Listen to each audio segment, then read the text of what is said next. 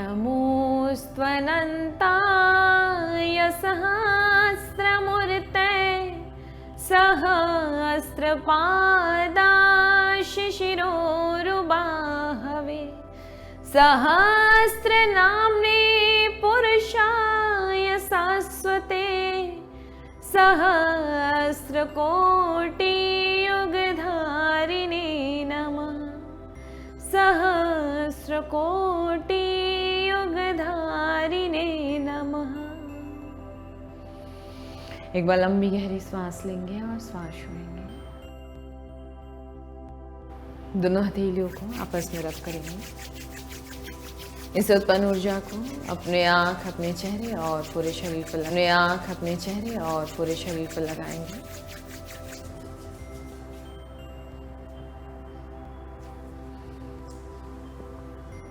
चलिए धीरे से आंखों को खोलेंगे एक मीठी सी मुस्कान के साथ। हरिओम। सुप्रभात, आप सभी का स्वागत है योग से जुड़े कार्यक्रम योगा टाइम में, जहां होती है आपकी अच्छे सेहत की बात। मैं साधना पांडे आपके लिए योग की पाठशाला लेकर एक बार फिर हाजिर हूँ। कर्पूर गौरम करुणावतारम संसार सारम भुजगेंद्रहारम सदा वसंतम हृदयारविंदे भवम भवानी सहितम नमामि। इस मंत्र का उच्चारण तो आप हर दिन करते हैं, और जब सावन का महीना है तो ऐसे में तो शिव जी को याद हर कोई करता है, उनकी पूजा करता है, अर्चना करता है। लेकिन इस मंत्र के पीछे का जो भावार्थ है, क्या वो आप सही तरीके से समझते हैं? बहुत सारे लोग ऐसा मानते हैं कि भगवान शिव का कलर जो है वो ब्लू है, नीला है, क्योंकि उन्होंने जहर का सेवन किया था।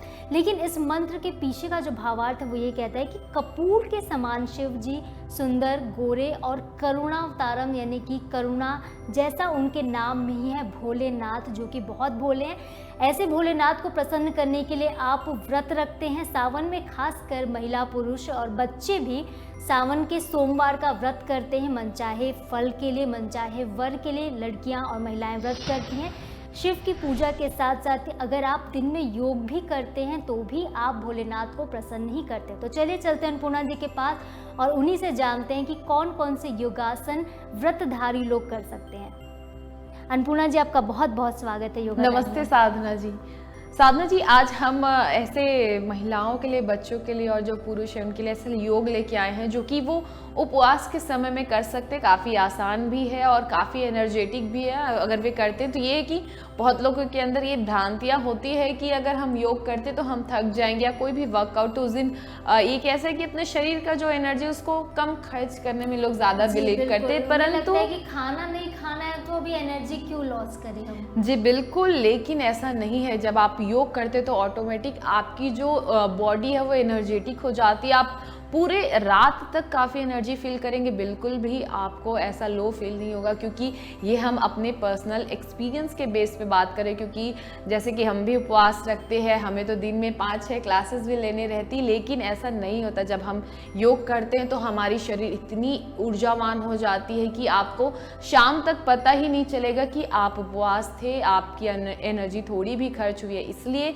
आज हम आपको ऐसे आसनाओं के बंच बताने वाले हैं जो कि आपके लिए काफ़ी फायदेमंद होने वाले हैं। जी अन्नपूर्णा जी, तो चलिए फिर आज का सेशन बहुत ही अच्छा होने वाला है, काफ़ी एनर्जेटिक होने वाला है। और आज सोमवार भी है, तो जिन लोगों ने व्रत रखा है वो हमारे साथ साथ सुबह योग कर सकते हैं और अपने दिन को हेल्दी और हैप्पी बना सकते हैं। तो चलिए शुरुआत करते हैं। चलिए, तो सबसे पहले हम मार्जरी आसन के लिए चलते हैं, कैट एंड काउ पोज के लिए। तो आप इस प्रकार से घुटने में आ जाएंगे। ध्यान रखेंगे घुटने को ओपन रखेंगे, पैर की उंगली बाहर कर लेंगे। देखिए, अगर ऐसे रखें तो ऐसे कर लेंगे। चलिए, लंबी गहरी श्वास भरते हुए ऊपर, श्वास छोड़ते हुए अपने कमर को ऊपर उठाएंगे, स्पाइन को ऊपर उठाएंगे, हेड को नीचे ले जाएंगे और अपने नाभि, नेवल को देखेंगे। चलिए, इनहेल, हेड अप, चिन अप, स्पाइन नीचे, अपने स्पाइन में आर्च बनाएंगे, हिप को ऊपर ले जाएंगे। देन एक्सहेल करते हुए चीन को नीचे ले आएंगे, अपने नावल को देखेंगे, नाभि को, चीन को चेस्ट लगाने की कोशिश। Again inhale, exhale. हर श्वासों के साथ यह भाव करेंगे कि आप अपने शरीर के जितने भी नकारात्मक है उसे हर सांसों के साथ बाहर छोड़ रहे हैं। जितने भी बीमारियां हैं उसे आप बाहर फेंक रहे हैं और हर श्वासों के माध्यम से, इन्हेलेशन के माध्यम से आप इस ब्रह्मांड की सारी सकारात्मक शक्तियाँ, ऊर्जाओं को अपने अंदर ग्रहण कर रहे हैं। आप अपने आप को ऊर्जावान बना रहे हैं, आप अपने आप को सशक्त बना रहे हैं। ऐसा भाव करते हुए इस आसन को करेंगे। हर आसन का अभ्यास इसी भाव के साथ करेंगे। चलिए लंबी गहरी श्वास लेंगे, चिन को ऊपर उठाएंगे और यहीं पर होल्ड करेंगे। यहाँ पर होल्ड करना है आपको। चले कुछ समय के लिए रुक जाएंगे, आंखें बंद कर लेंगे। जब आसनाओं का अभ्यास करते हैं तो आपका पूरा ध्यान अपने अंतःकरण पर होता है। तो आप जब भी कोई आसन करते हैं तो उससे जो उत्पन्न होने वाले खिंचाव है, दबाव है, उसको आप अच्छे से हर अंग को महसूस कर सकते हैं कि आपके किस किस अंग पर सबसे ज़्यादा दबाव आ रहा है, खिंचाव आ रहा है। तो उसके फ़ायदे आपको और दोगुने रूप से मिलते। चलिए एक्सेल करते हुए, श्वास छोड़ते हुए अपने चिन को चेस्ट से लगाएंगे, नाभि को देखेंगे। आपके जो सर्वाइकल गर्दन क्षेत्र है वहाँ पर जो खिंचाव आ रहा है उसे महसूस करेंगे। स्पाइन पे, हाथों पे, पैरों पे जो आपको दबाव महसूस हो रहे हैं उसे फील करेंगे। चलिए थोड़ी देर के लिए शशांक आसन में रिलैक्स, हाथों को रिलैक्स करेंगे। एक बार लंबी गहरी श्वास लेंगे और श्वास छोड़ेंगे।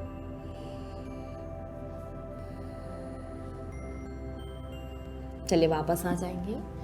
अब ध्यान से देखेंगे, आपका जो दाहिना हाथ, राइट हैंड इस प्रकार से ऊपर उठा लेंगे। हम यहाँ पर बैलेंसिंग आसन करेंगे। ये आपकी जो कंसंट्रेशन पावर है उसको बढ़ाने के लिए काफ़ी फायदेमंद है।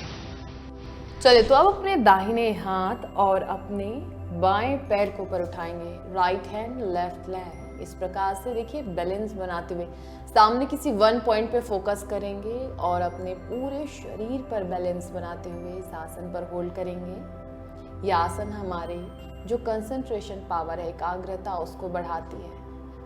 हमारी जो ब्रेन है उसको शार्प करती है, यानी कि आपका जो मेमोरी पावर है इस आसन से काफ़ी बढ़ता है, क्योंकि ये बैलेंसिंग आसन है जिससे आप थॉटलेस हो जाते हैं कुछ समय के लिए। और अगर आप थॉटलेस होते हैं तो आपकी जो सोचने समझने की शक्तियाँ हैं ये काफ़ी बढ़ जाती है। आप अनावश्यक जो थॉट्स होते हैं उससे दूर चले जाते हैं। इसलिए ये आपके कंसंट्रेशन पावर को बढ़ाने के लिए काफ़ी फायदेमंद होते हैं। चले दूसरे हाथ से जाएंगे, दूसरे हाथ और दूसरे पैर से। चले लेफ्ट हैंड और राइट लेग ऊपर उठा लेंगे। बायां हाथ, दायां पैर, किसी वन पॉइंट पे फोकस करेंगे। शरीर पर पूरा संतुलन। आप किसी वन पॉइंट पर फोकस करके हुए होल्ड करेंगे। किसी एक बिंदु पर दृष्टिकोण बनाते हुए ही इस आसन का अभ्यास करेंगे। चले धीरे से वापस एक बार लंबी गहरी श्वास लेंगे और श्वास छोड़ेंगे। चलिए अब यहीं से अपने एल्बो को मोड़ लेंगे। इस प्रकार से अपने एल्बो को मोड़ते हुए रख लेंगे। अब देखिए अपने पैर को इस प्रकार से श्वास भरते हुए ऊपर उठाएंगे। देखिए ऐसे श्वास भरते हुए ऊपर, श्वास छोड़ते हुए नीचे, लेकिन आपका जो पैर है वह हवा में होगा। सिर्फ आपको श्वास भरते हुए ऊपर, श्वास छोड़ते हुए नीचे। चलो लंबी गहरी श्वास भरते हुए पैर ऊपर। Inhale, exhale, inhale, exhale, inhale, exhale, inhale, exhale, inhale, exhale. चले अब इनहेल करने के बाद यहीं पर होल्ड करेंगे। 1 2 3 4 5 6 7 8 9 10। चले दूसरे पैर से करेंगे इसका अभ्यास। लंबी गहरी सांस भरते हुए ऊपर, सांस छोड़ते हुए नीचे। इनहेल,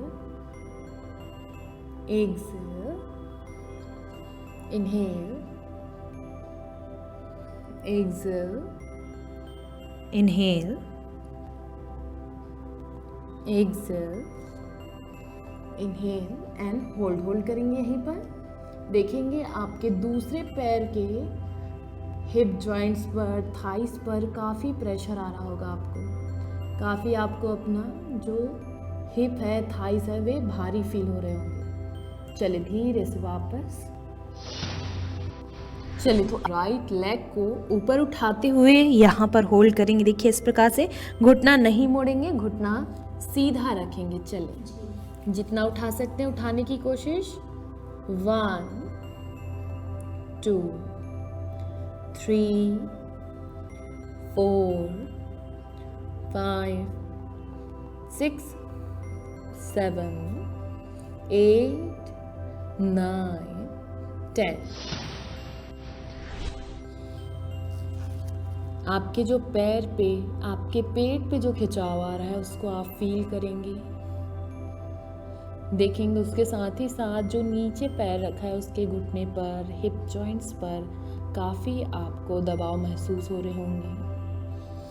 हेड को और उठाने की कोशिश।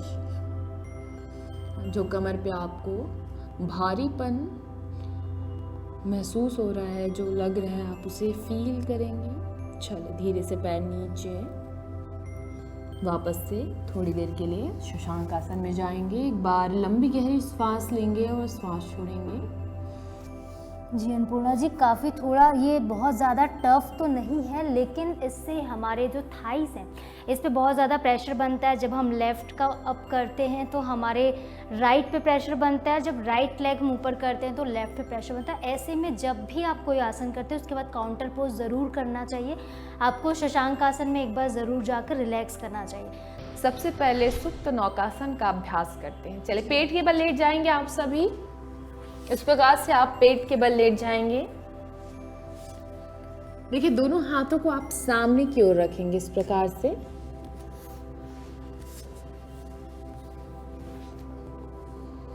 चलिए अब यहाँ पर देखिए, आप सबसे पहले लंबी गहरी सांस लेते हुए अपने पैरों को और हाथों को एक साथ ऊपर उठाएंगे। कुछ समय के लिए होल्ड करेंगे, फिर जैसे ही श्वास छोड़ने बोलेंगे आप नीचे आएंगे, फिर श्वास भरते हुए ऊपर जाएंगे। इसी प्रकार से हम 5 से 10 श्वासों तक करेंगे। फिर आखिरी राउंड में, आखिरी जो राउंड होगा उसमें हम फिर वहाँ पर होल्ड करेंगे। चलिए लंबी गहरी सांस लेते हुए पैरों को और हाथों को एक साथ ऊपर, श्वास छोड़ते हुए नीचे। Inhale, exhale, inhale, exhale, inhale, inhale, exhale, inhale, exhale। चले सांस भरते हुए ऊपर उठेंगे और यहीं पर होल्ड करेंगे। Inhale and hold. चले कुछ श्वासों तक होल्ड करेंगे। देखेंगे आपके पैरों पर, हाथों पर काफ़ी आपको कंपन महसूस होगा, वाइब्रेशंस महसूस होंगे। बैक पर, गर्दन पे काफ़ी आपको खिंचाव महसूस हो रहा होगा। आप उसे आंख बंद करके पूरा फील करेंगे। आपके शरीर में जहाँ जहाँ खिंचाव और दबाव हो रहा है उसको महसूस करेंगे। खासकर आपके जो पेट पर आपको दबाव आ रहा है उसे महसूस करेंगे। चलिए श्वास छोड़ते हुए धीरे से मकरासन में आ जाएंगे। एक बार लंबी गहरी श्वास लेंगे और श्वास छोड़ेंगे।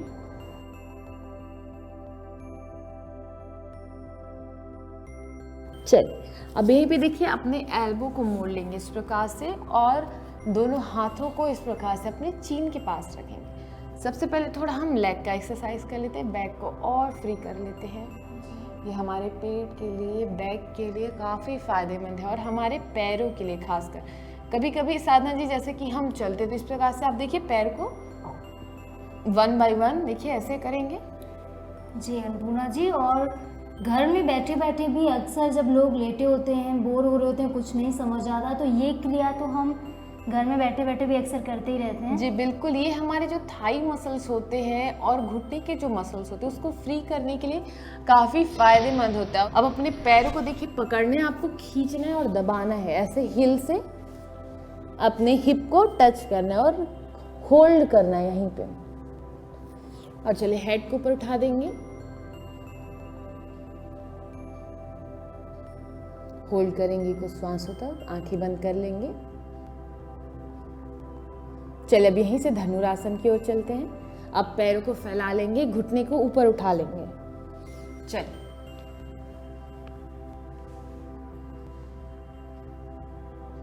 आंखें बंद कर लेंगे। आपके पेट पैरों जहां जहां पे आपको दबाव आ रहा है उसे फील करेंगे।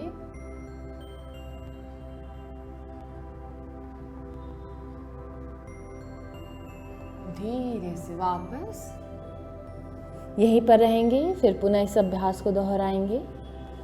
एक बार लंबी गहरी सांस लेंगे और सांस छोड़ेंगे। चले वापस लंबी गहरी सांस भरते हुए वापस जाएंगे।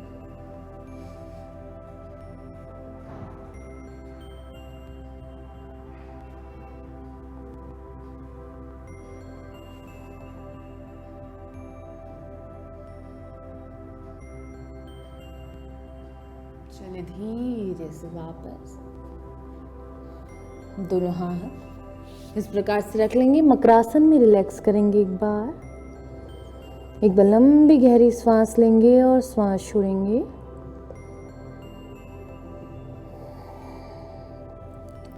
चलिए दोनों हाथों को इस प्रकार से चीन के नीचे रखेंगे। अब यहीं से लंबी गहरी सांस लेते हुए सबसे पहले अपने हेड को ऊपर उठाएंगे। देखिए इस प्रकार से हेड ऊपर उठाएंगे। कुछ श्वासों तक किसी पोजीशन पर रहेंगे।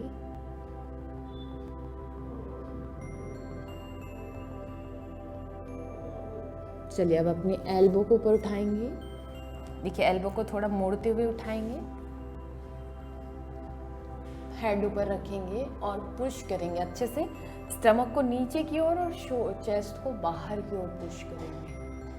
पीछे से दोनों आपके पैर आपस में जुड़े हुए रखेंगे। आपके पैर के अंगूठे और एड़ियां एक साथ जुड़ी हुई, हिल्स टुगेदर, टोस टुगेदर। चलिए अब एल्बो को पूरा सीधा कर लेंगे। यहाँ पे देखिए ऐसे सीधा कर लेंगे, बट ध्यान रखेंगे आपके जो पेट है वे जमीन से जुड़ा हुआ ही होना चाहिए। चलिए ऊपर देखेंगे।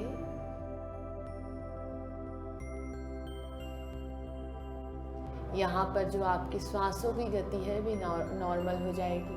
Normal inhalation exhalation.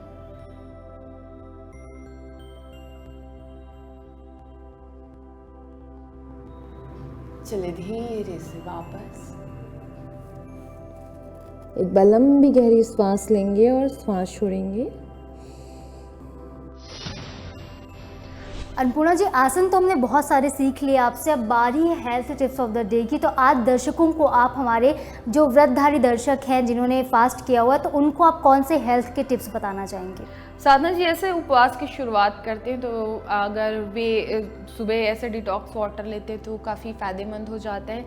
ध्यान रखेंगे निर्जला है तो बात अलग है, लेकिन जो निर्जला नहीं है या जो बीच में फ्रूट्स लेते हैं उनके लिए काफ़ी ऐसा है कि आप बनाना जो शेक है वे बनाकर पी सकते हैं। अब एकदम खाली पेट ना रहे, क्योंकि कभी कभी होता है कि खाली पेट के कारण गैस काफ़ी बनता है। लेकिन ध्यान रखें अगर आप एक दिन का उपवास है तो उपवास की शुरुआत हमने पहले भी एक एपिसोड में बताया था कि उपवास एक दिन का रखते हैं, लेकिन 3 दिन तक का इसका जो अभ्यास किया जाता है। आप उपवास रखने के एक दिन पहले थोड़ा हल्का ही खाएं, रात में हल्का खाकर ही सोएं, क्योंकि दूसरे दिन आप जब एकदम से खाली पेट होते हो इससे पहले खाते तो कहीं ना कहीं आपके डाइजेशन पे काफ़ी बुरा प्रभाव पड़ता है।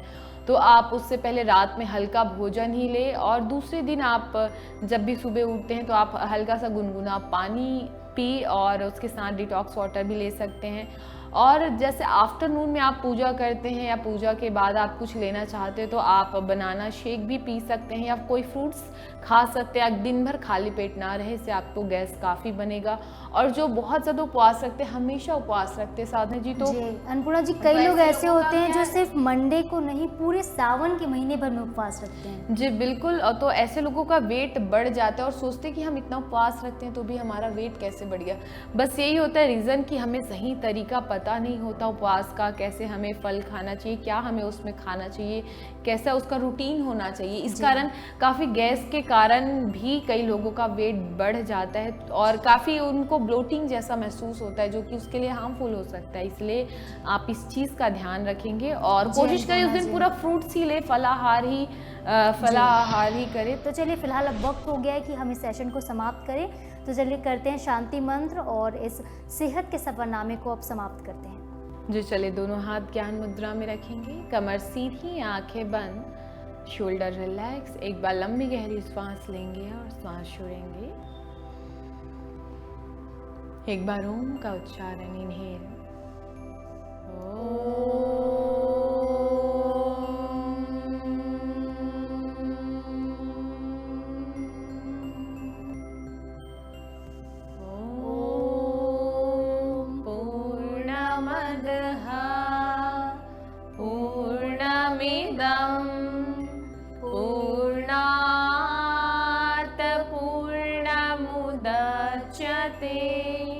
पूर्णस्य पूर्णमादाय पूर्णमेवावशिष्यते।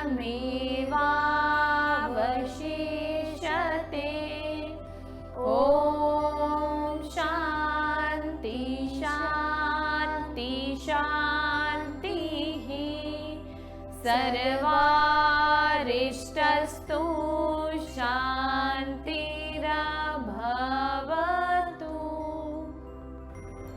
एक बार लंबी गहरी सांस लेंगे और सांस छोड़ेंगे। दोनों हथेलियों को आपस में रब करेंगे। इस उत्पन्न ऊर्जा को अपने आंख, अपने चेहरे और पूरे शरीर पर लगाएंगे।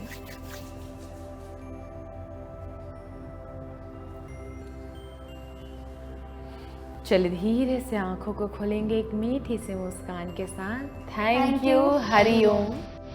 तो इसी मंगल कामना के साथ कि आप सभी का दिन शुभ हो। मुझे अन्नपूर्णा टिकरिया जी और कैमरा पर्सन योगेंद्र मिश्रा को दीजिए इजाजत। कल फिर मिलेंगे नए एपिसोड में, तब तक के लिए नमस्कार।